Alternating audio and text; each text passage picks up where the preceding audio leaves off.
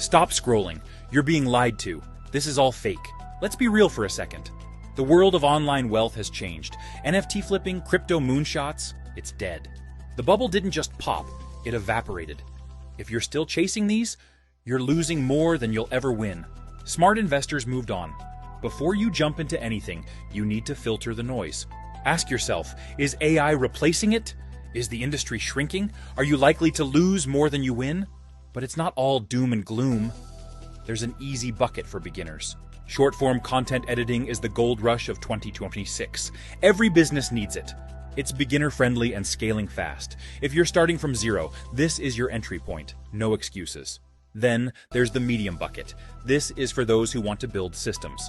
AI automation agencies. You aren't just selling a service, you're selling efficiency. This is where you cross into real business territory.